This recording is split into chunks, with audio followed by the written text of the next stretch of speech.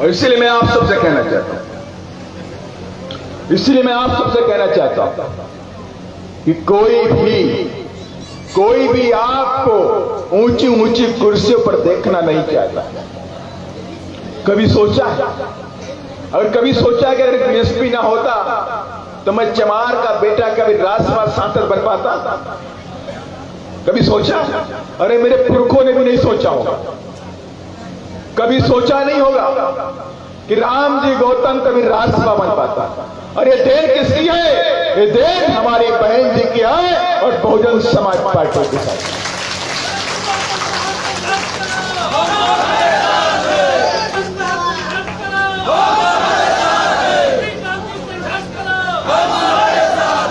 और कभी सोचा था कि कभी कोल का बेटा यहां से विधायक बनकर के विधानसभा बैठेगा?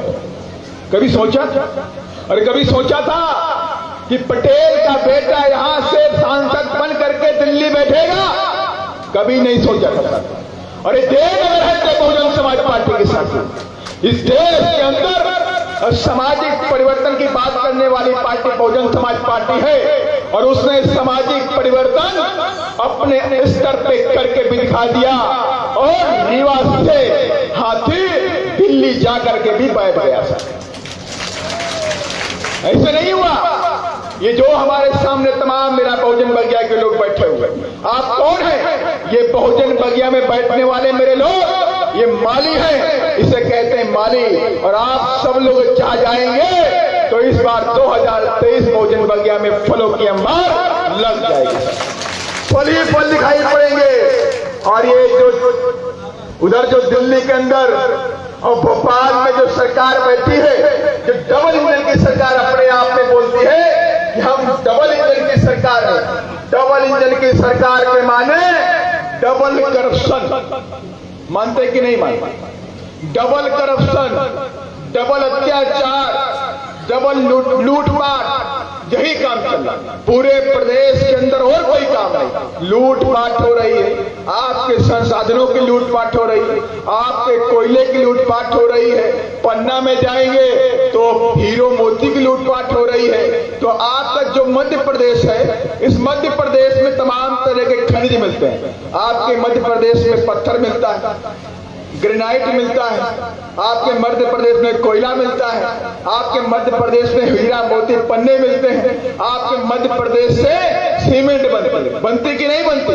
रीवा सतना पूरा सीमेंट का खान है कि नहीं है?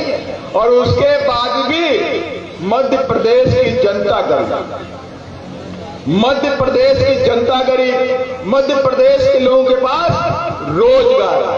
अरे मैं कहना चाहता हूं, आप एक बार हाथी का बनाम दबाओ, प्राइवेट सेक्टर में भी 10% का रिजर्वेशन बहुजन समाज के लोगों को दिला करके रहेंगे। जिनको फैक्ट्री चलानी है, जिनको सीमेंट फैक्ट्री चलानी है, जिनको कोयला की खाने चलानी है, तो उनको 10% रिजर्वेशन ओबीसी के बच्चों को, एससी लोगों को अलग अलग देना पड़ेगा।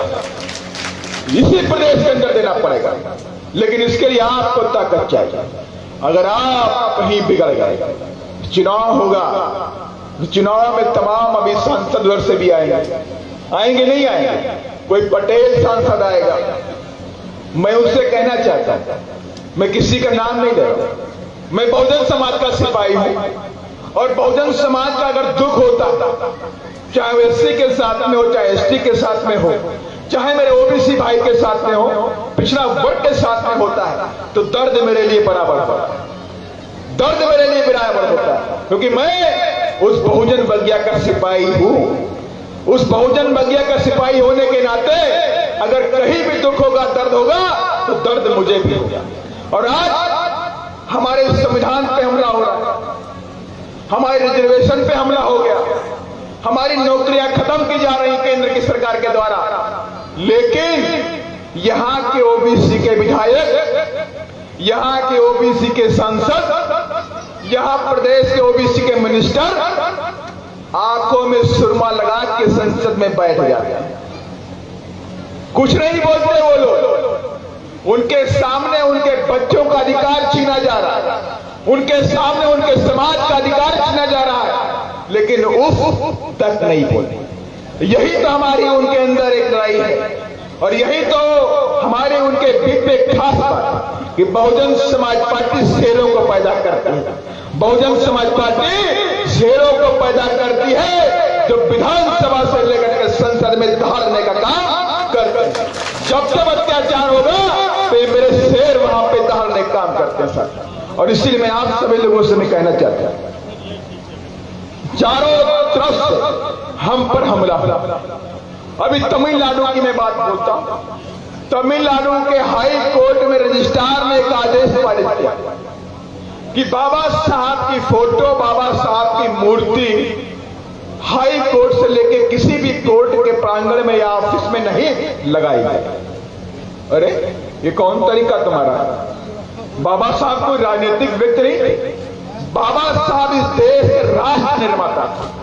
बाबा साहब इस देश के अंदर विश्व का सबसे सुंदर और सुशील संविधान लिख करके दिया था। और आप कहते हैं जिन कानून के तहत सुप्रीम कोर्ट चलती है, संविधान के तहत सुप्रीम कोर्ट चलती है, संविधान के तहत सरकारें चलती हैं, संविधान के तहत हाई कोर्ट चलती है, और वहां पे रजिस्ट्रार जी बोलते हैं कि बाबा साहब की फोटो, बाबा साहब की मूर्ति कोर्ट के न्यायालय के किसी प्रांगण में नहीं लगाई जाए। अरे बाबा साहब से इतनी नफरत, और उसके बाद भी देखिए किसी भी सरकार ने कोई ऑब्जेक्शन नहीं किया, न इंडिया वालों ने किया न इंडिया वालों ने किया। दोनों लोगों ने इस बात पर चुप्पी ठान ली। लेकिन मैं आपसे वादा करता हूं, संसद चल रही है और बहुजन समाज पार्टी के 11 शेर वहां बैठे हैं और 11 के 11 शेर इस बात को उठाने का काम पूरी ढंग से करने वाले हैं। ये कांग्रेस को आप ये मत समझिए कि बीएसपी बीजेपी को भगाना है तो कांग्रेस को लाना है। गलती मत करिए। लोग आपको भड़काएंगे कि बीएसपी कमजोर हो गई। अरे मैं उनसे कहना चाहता हूं, दिल्ली वालों से, अगर बीएसपी को देखना है तो मनगवा चले आओ, आवाज देख लो बीएसपी कितनी बड़ी, देखो बीएसपी कितनी बड़ी। तुम जितनी भीड़ जंतर मंतर पे लाते हो उतनी भीड़ तो मनगवा में बैठी हुई, बैठी कि नहीं बैठी? अगर मैं कहूं चलो थोड़ी मोड़ी मनगवा में कम भी हो जाए तो मैं चैलेंज करता हूं, जितनी भीड़ तुम वहां करोगे उतनी भीड़ हम रीवा में करेंगे। हो जाए कि नहीं हो जाएगा? चैलेंज है कि नहीं है कि नहीं है? तो इसलिए आप लोग सब लोग मिलकर के, तमाम मीडिया वाले बोलते रहे बीएसपी कमजोर हो गई, बीएसपी कमजोर, कहते कि नहीं कहते? उनको मालूम नहीं है, उन पागलों को ये मालूम नहीं है कि बहुजन समाज के रगों में नीला खून दौड़ता है। ये हाथी निशान और नीला झंडा मेरे सपनों में आता है। उनको ये मालूम नहीं है। ये जो भीड़ यहां पे बैठी हुई है, ये भीड़ कोई जाति उन्माद में नहीं आई, कोई दंगा करने के लिए नहीं आई। इनको हमने पैसा भी नहीं दिया, इनको हमने खाने का कोई लालच भी नहीं दिया, इनको तो पानी भी नहीं मिला हुआ। पिछले 4-5 घंटे से मेरा एक बहुजन समाज बैठा हुआ है, इन्होंने पानी भी नहीं पिया होगा, लेकिन दम से बैठा है कि 2023 में क्रांति लिख करके जाने वाले हैं।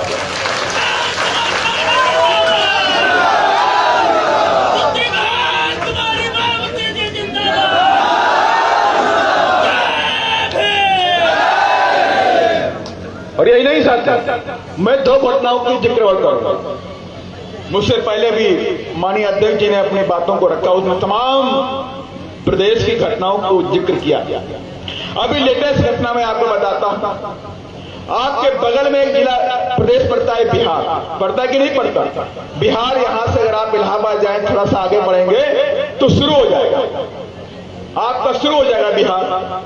बिहार के अंदर 14 सीजीएम जो दलित समाज से थे, एससी समाज से थे, उनको डिमोट कर दिया।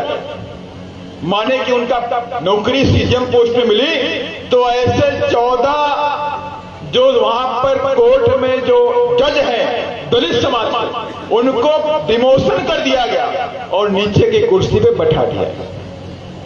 और उनके जूनियर के लोगों को प्रमोशन करके उनको आगे बैठा दिया। और सरकार किसकी? नीतीश बाबू। वहां पर गठबंधन किसका? कांग्रेस। लेकिन कांग्रेस ने कोई ऑब्जेक्शन नहीं किया, कांग्रेस ने कोई ऑब्जेक्शन नहीं किया। और यही नहीं, बिहार की घटना और बताता हूं। बिहार में एक दलित कलेक्टर था, हमारे आपके समाज से एक कलेक्टर था वहां पर, और उस कलेक्टर को वहां पे एक दुर्दांत अपराधी था आनंद मोहन करके, उसने और उसकी भीड़ ने उसको मार दिया। उसको गाड़ी से खींचा और गाड़ी से खींच के उसको पहले लाठी और डंडों से पीटा गया। उसके बाद जब उसकी मौत नहीं हुई तो उसके चेहरे पे बड़े बड़े पत्थरों से कुचल दिया गया।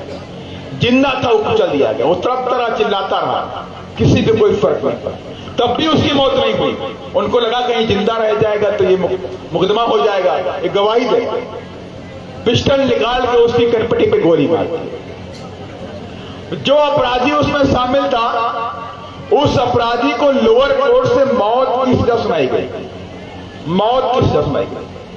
अपराधी पैसे वाला था, बड़ी लॉबी इकट्ठा हुई, मुकदमा हाई कोर्ट में गया तो हाई कोर्ट में उसकी जो मौत की जो सजा सुनाई थी उसको बदल करके उम्र कैद कर दिया गया कि उम्र भर जेल में रहे। मानी कि दोषी हुआ कि नहीं हुआ? ये हाई कोर्ट भी कहता है कि दोषी है, लोअर कोर्ट भी कहता है दोषी है। और उसमें क्या हुआ? नीतीश कुमार जो प्रधानमंत्री बनना चाहते हैं, नीतीश कुमार इतने बड़े दलित विरोधी हैं, इस बात की बानगी देखिए, वहां 3 लोगों की सरकार चल रही है, कांग्रेस, तेजस्वी यादव और नीतीश कुमार। ये तीनों लोगों ने मिलकर के जेल के कानून में बदलाव कर दिया। और जब बदलाव करने के बाद क्या हुआ कि जिसने दलित कलेक्टर की मौत के घाट उतारा था, जिसको मार दिया था, निर्दयता पूर्वक उसकी हत्या की थी, उसको बाइज्जत बरी कर दिया गया। अब आप समझ लीजिए, उसको बाइज्जत बरी कर दिया गया। माने कि जिसने हमारे भाई को मार दिया उसको बाइज्जत बरी कर दिया गया। और सरकार किसकी? कांग्रेस की। वहां कांग्रेस की सरकार, वहां पर तेजस्वी यादव की सरकार, वहां पर नीतीश कुमार की सरकार वहां पर। और नीतीश कुमार क्या कहते हैं कि हम दलितों आदिवासियों के रक्षक हैं। क्या बोलते हैं? हम दलितों और आदिवासियों के रक्षक हैं। अरे कौन से रक्षक तुम हो? जब दलितों पर अन्याय होता है उस पर तो आपकी आवाज नहीं निकलती। दलितों पर अन्याय करने वाले लोगों को आप छोड़ने का काम करते हो। तो इस बार हम सब ने ठान लिया है कि हम तुमको बिहार में भी कुर्सी के नीचे बैठा करके रहने वाले हैं। और बहुजन समाज के लोग जग गए हैं बिहार के अंदर, और जो लोग सपना देख रहे हैं रात में कि बीएसपी कमजोर हो गई, बीएसपी कमजोर हो गई, पूरी चर्चा चल रही है, चाहे सोशल मीडिया हो चाहे बड़ी बड़ी मीडिया हो, एक ही बात गाना गाते रहते हो लोग कि बीएसपी कमजोर हो गई, बीएसपी कमजोर हो गई।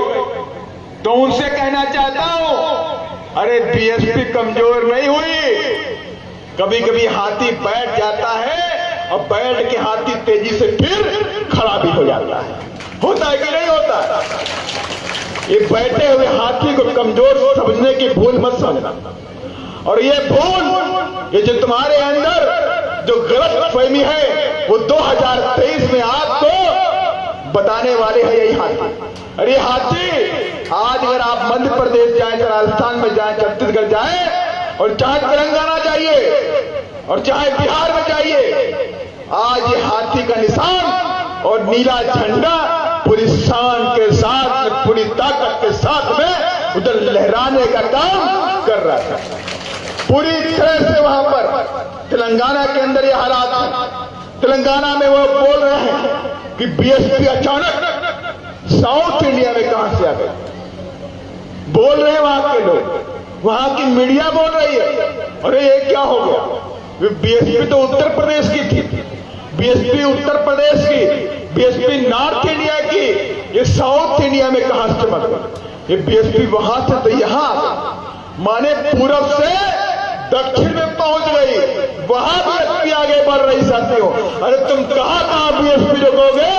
आप जहां बीएसपी रुकोगे, दूसरे दूसरी जगह उतनी ताकत से आगे बढ़ती जाएगी। साथी बीएसपी आपको रोकने वाली नहीं है कि क्या है? कितने लोग मानते हैं कि दुश्मन बीएसपी को रोक नहीं सकता? कितने लोग बहन जी के मानने वाले लोग हैं? ये सारे लोग बहन जी को मानने वाले लोग है कि नहीं है?